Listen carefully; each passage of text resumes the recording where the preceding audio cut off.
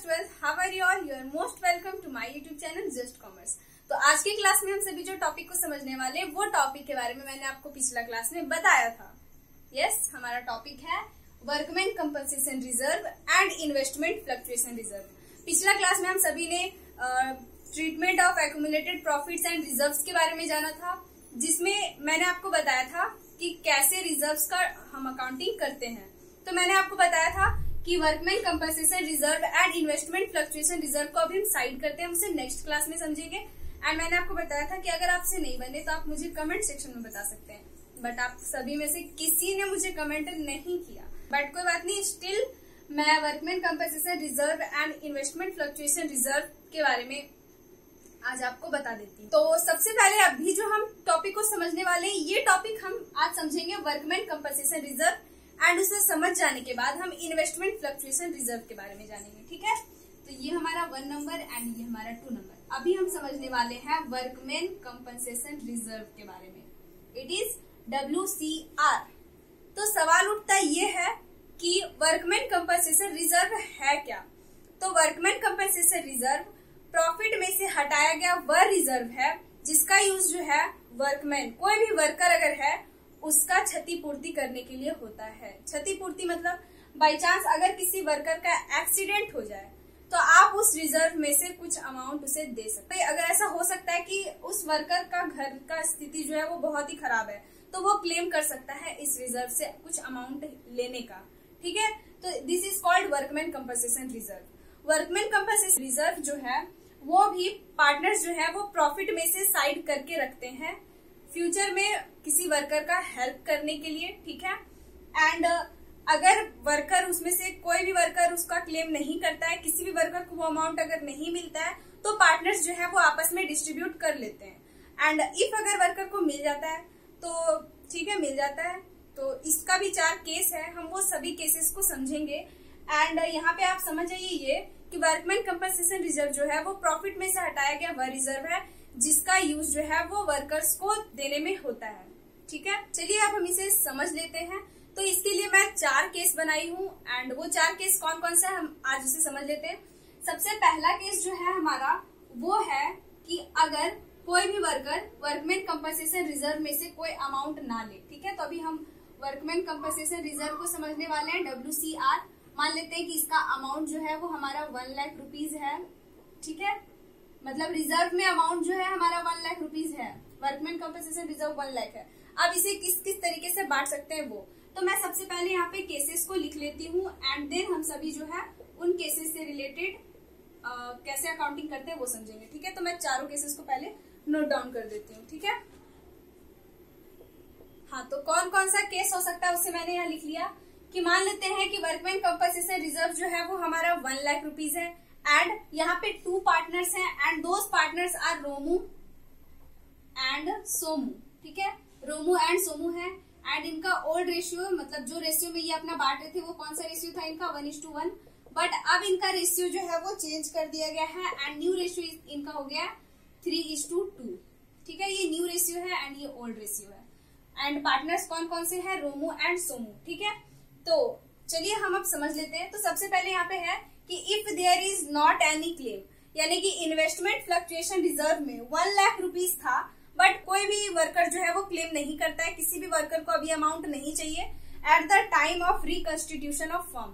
At the time of जब profit sharing ratio में बदलाव किया जा रहा है, उस दिन वर्कमैन कंपनसेशन रिजर्व में 1 लाख रुपए है, एंड उस दिन तक अभी तक कोई भी वर्कर जो है वो 1 लाख में से 1 रुपया का भी मांग नहीं किया है, तो उस समय इसे बांट लिया जाता है। जब भी रिकंस्टिट्यूशन हो किसी फर्म का, तो वहां पे जितना भी रिजर्व्स या अक्यूमुलेटेड प्रॉफिट है वो उन्हें बांट लेते हैं। ठीक है, ताकि फ्यूचर में कोई प्रॉब्लम ना करे, लॉस ना हो जाए किसी को। ठीक है, इसलिए तो पहला यहाँ पे है कि if there is not any claim, कोई भी वर्कर कोई भी क्लेम नहीं करे, तो यहाँ पे आपका जर्नल एंट्रीज कैसे आप रिकॉर्ड करेंगे। तो पहला का जर्नल एंट्रीज आपका हो जाएगा, जैसा मैंने आपको बताया था, वर्कमैन कंपनसेशन रिजर्व अकाउंट आपका हो जाएगा डेबिट टू में क्या लिख देंगे, जितने भी पार्टनर्स हैं। तो कौन कौन से पार्टनर हैं, रोमू, तो आप लिख देंगे रोमूज कैपिटल अकाउंट, या फिर अगर कैपिटल फिक्स है तो current account, to Somu's capital account. Okay,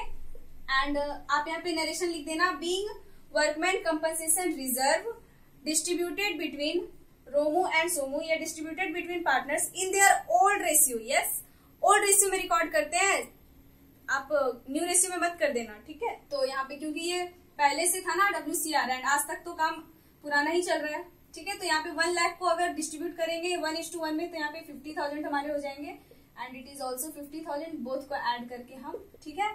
तो ये था हमारा पहला केस। नंबर 2 में क्या है, if worker claim for 20,000 rupees and अब यहाँ पे आपको ध्यान देना है कि आपका वर्कमैन कंपनसेशन रिजर्व जो है वो 1 लाख का है एंड इसमें से वर्कर्स जो है वो 20,000 मांग रहे हैं, तो 20,000 आपको दे देने हैं एंड स्टिल आपके पास 80,000 रुपीज जो है वर्कमैन कंपनसेशन रिजर्व का बच गया है। उसी दिन जिस दिन चेंज इन PSR हो रहा है, तो आप क्या करेंगे, तो 20,000 देने के बाद जो 80,000 रुपीज बचेगा उसे भी पार्टनर्स आपस में डिस्ट्रीब्यूट कर लेंगे, ठीक है, in old profit sharing ratio, ठीक है। आप कैसे करेंगे आप देख लीजिए। तो आप यहाँ पे सबसे पहले लिख देना workman compensation reserve account debit, workman compensation reserve WCR, यानी शॉर्ट फॉर्म का यूज मत करना, आपका मार्क्स कट सकता है, बट अभी तो आपका ये है, मतलब MCQ आ रहा है कोई बात नहीं, ठीक है। तो आप यहाँ पे ये लिख देना एंड वर्कमैन कंपनसेशन रिजर्व लिखने के बाद आपका जो ये 20,000 मांग किया गया है इसे भी देना है एंड इसे देने के लिए आप 20,000 साइड करके रख देंगे एंड साइड करके रखने के लिए ये आपको चला जाएगा कौन सा अकाउंट में, तो provision for workman compensation, provision for workman compensation claim.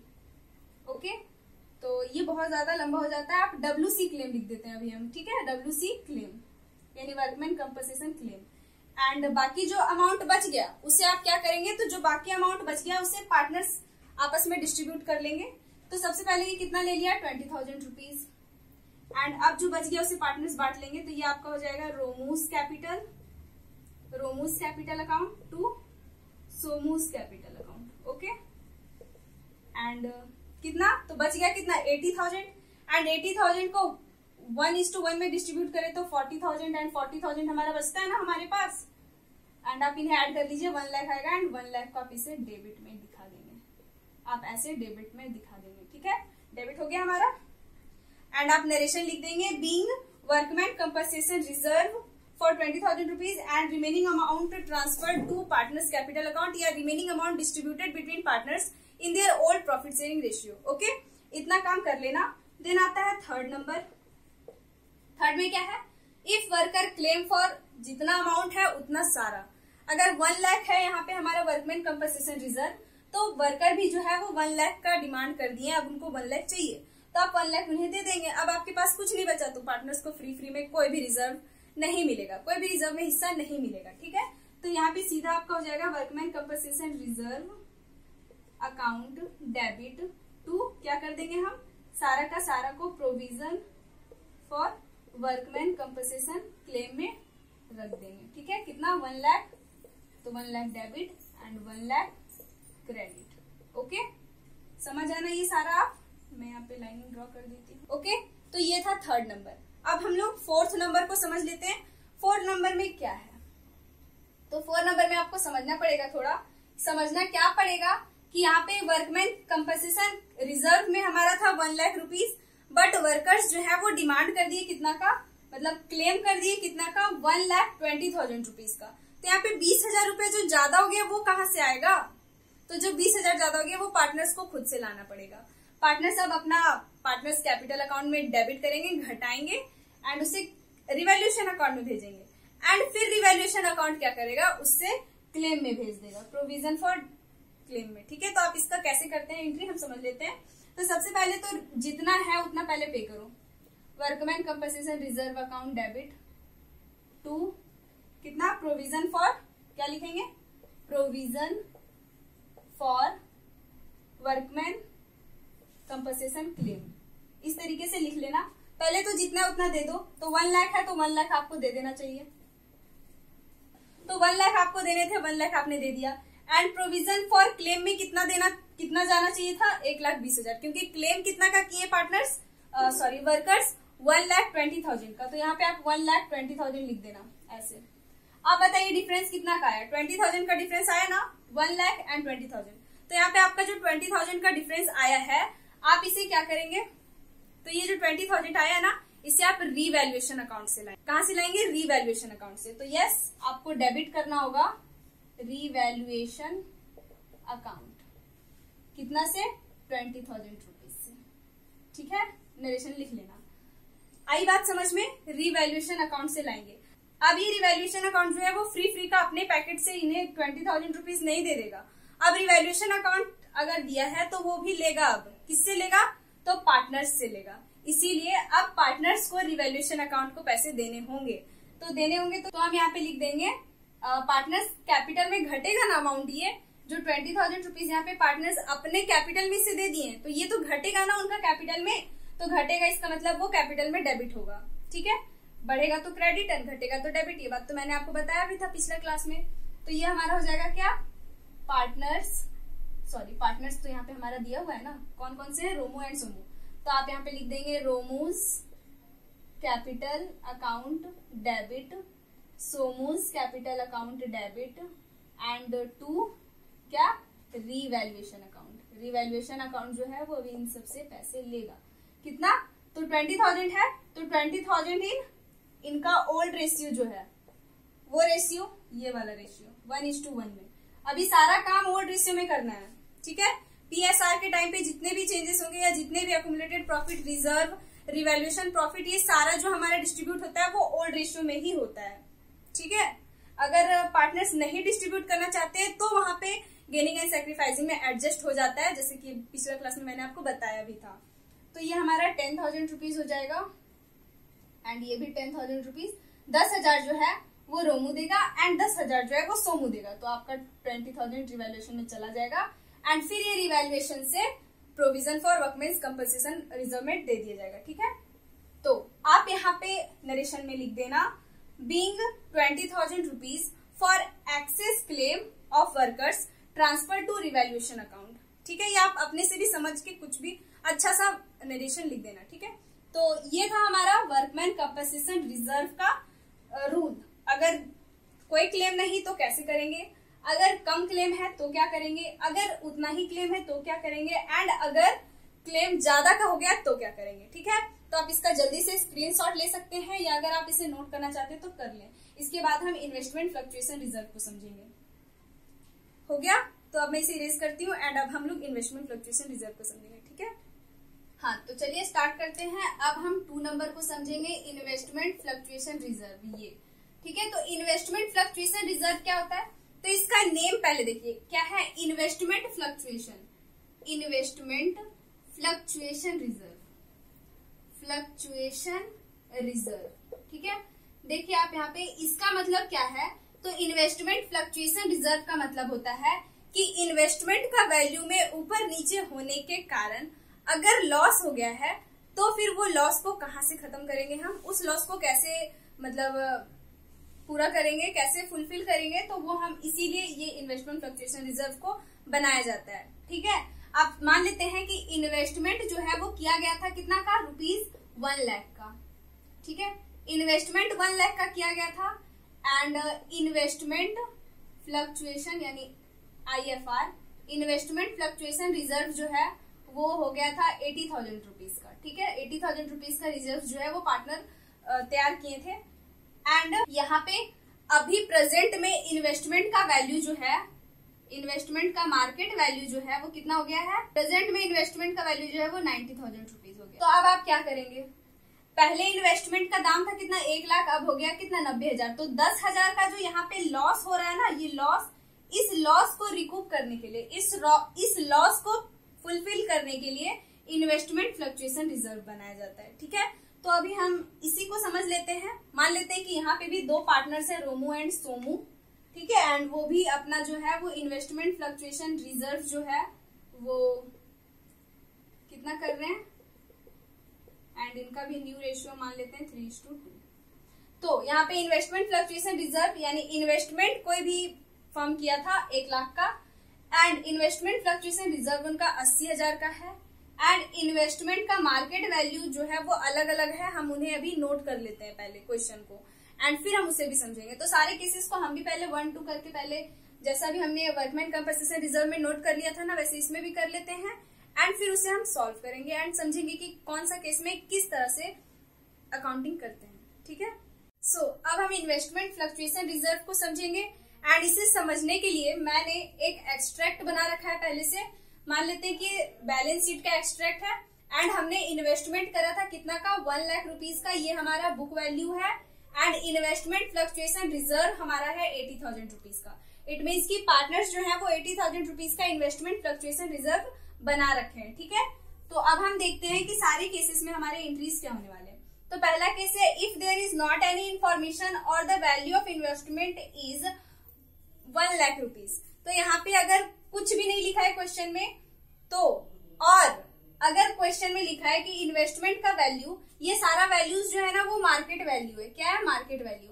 And यहाँ पे पार्टनर्स है रोमू एंड सोमू एंड इनका old profit sharing ratio 1:1 and new profit sharing ratio, new PSR इनका हो जाएगा 3:2, ठीक है। न्यू पीएसआर से तो ऐसे को मतलब है नहीं यहाँ पे। तो यहाँ पे ये सारा जो है मतलब पहले इन्वेस्टमेंट किए थे 1 लाख का और अभी भी इन्वेस्टमेंट का दाम जो है वो 1 लाख रुपए है। इसका मतलब कि कोई लॉस नहीं हो रहा। तो ये इन्वेस्टमेंट फ्लक्चुएशन रिजर्व जो ऑलरेडी गिवन है, ये जो इन्वेस्टमेंट फ्लक्चुएशन रिजर्व है, इसका तो कोई काम ही नहीं हुआ। अगर लॉस होता है तब उससे हम रिकूप कर लेते हैं, मतलब लॉस होता है अगर तो उससे भरपाई कर लेते हैं, बट यहाँ पे कुछ नहीं हुआ। तो इसका सीधा सीधा आपका जनरल एंट्रीज हो जाएगा। इन्वेस्टमेंट फ्लक्चुएशन रिजर्व अकाउंट आप डेबिट कर देंगे to Romu's capital account and to Somu's capital account, ठीक है। आप अच्छे से करना एंड इसे आप इक्वल रेशियो में बांट देंगे। तो ये आपका 40,000 हो जाएगा एंड ये भी आपका 40,000 हो जाएगा एंड ये 80,000 रुपीज पार्टनर्स में डिस्ट्रीब्यूट हो जाएंगे। ओके, नरेशन लिख देना, being investment fluctuation reserve distributed between partners in their old profit sharing ratio. Okay, ये हो गया। चलिए अब 2 नंबर में क्या है कि the value of investment is 90,000। पहले वैल्यू था इन्वेस्टमेंट का 1 लाख, यानी कि जब हम इन्वेस्ट किए थे तो यहाँ पे हमारा वैल्यू था 1 लाख रुपीज एंड अब हो गया 90,000। तो 10,000 का अभी भी क्या हो रहा है? लॉस हो रहा है। 10,000 का लॉस हो रहा है यहाँ पे। तो ये 10,000 कहाँ से भरपाई करेंगे? इन्वेस्टमेंट फ्लक्चुएशन रिजर्व से। तो आप देख सकते हैं कि इन्वेस्टमेंट फ्लक्चुएशन रिजर्व हमारा 80,000 रुपीज का है एंड उससे अभी हम 10,000 का भरपाई करेंगे, तभी तो 70,000 बच जाएगा ना।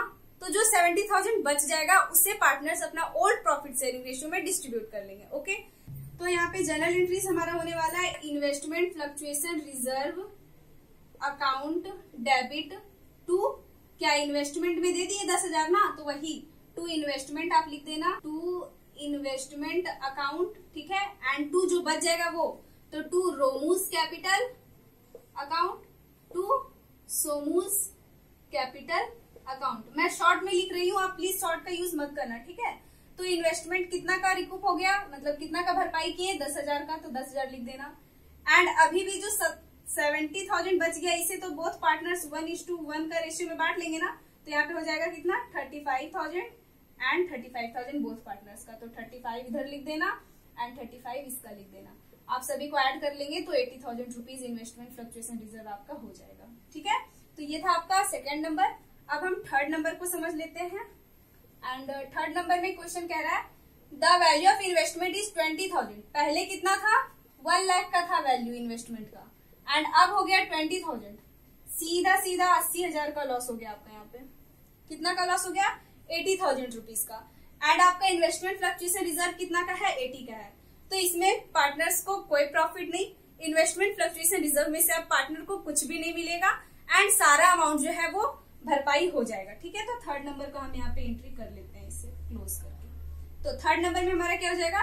Investment fluctuation reserve account debit to, कहाँ चला जाएगा? इन्वेस्टमेंट में ना, तो टू इन्वेस्टमेंट अकाउंट। कितना? 8 एंड ये 80,000 रुपीज इसका वैल्यू था एंड 80,000 रुपीज जो है वो इसका भरपाई हो गया, ठीक है। आई होप कि आपको ये बहुत ही अच्छे से समझ में आ गया है एंड इफ अगर आपको समझ में नहीं आया तो प्लीज कमेंट सेक्शन में मुझे जरूर बताना। ये हो गया 3rd नंबर। अब हम 4th नंबर को और 5th नंबर को जल्दी से समझ लेते हैं, ठीक है। तो 4th नंबर में हमारा क्या है? The value of investment is 10,000। Oh my god, पहले इन्वेस्ट किए थे कितना का?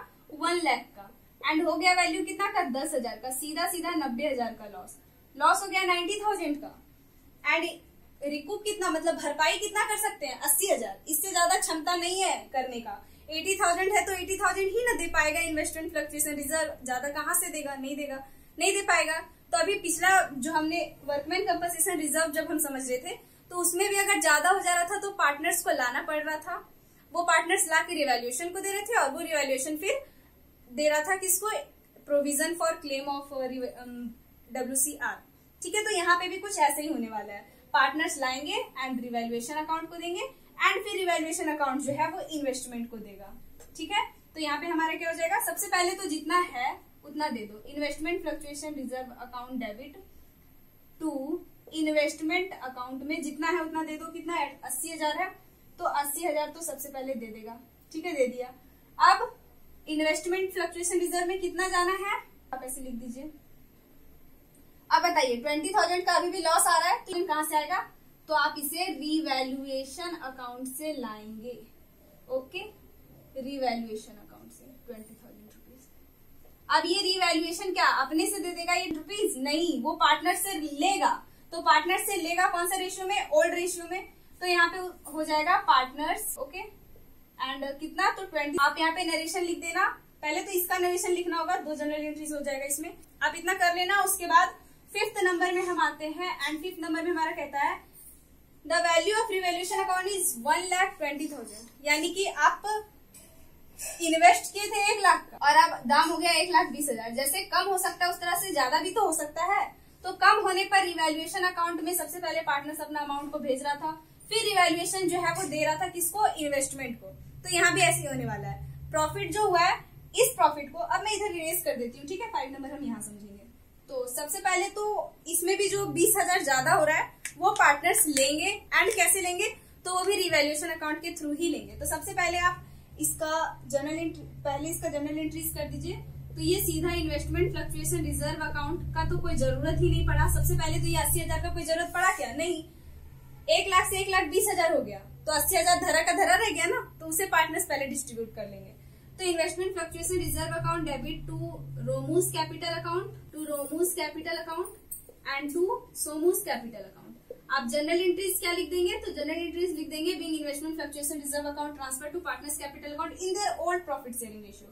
तो यहाँ पे 40,000 एंड 40,000, ठीक है, एंड ये 80,000 हो जाएगा। चलिए, इसका काम हो गया। अब काम रहा ये, तो इसमें पहला एंट्री, अब इसी का दूसरा एंट्री, मतलब इसका ये A नंबर एंट्री, अब इसी का B number entry. B number entry क्या, तो B नंबर एंट्री हो जाएगा ये जो प्रॉफिट हुआ है ना, ये प्रॉफिट 20,000 का, इसे पार्टनर्स अपने पास लेंगे एंड कैसे लेंगे, तो डायरेक्ट नहीं लेंगे, ये भी रिवैल्यूएशन अकाउंट के थ्रू ही लेंगे। ठीक है, तो ये प्रॉफिट है इसलिए ये रिवैल्यूएशन अकाउंट में क्रेडिट में चला जाएगा। तो इन्वेस्टमेंट अकाउंट आपका हो जाएगा यहाँ पे debit to revaluation account 20,000 and इधर भी 1,20,000। ठीक है, एंड आप इधर लिख देंगे being profit in increase of investment transfer to revaluation account. ठीक है, इतना करने के बाद C नंबर, अब ये पार्टनर्स अपने में ले लेंगे, मतलब अपने पास ले लेंगे।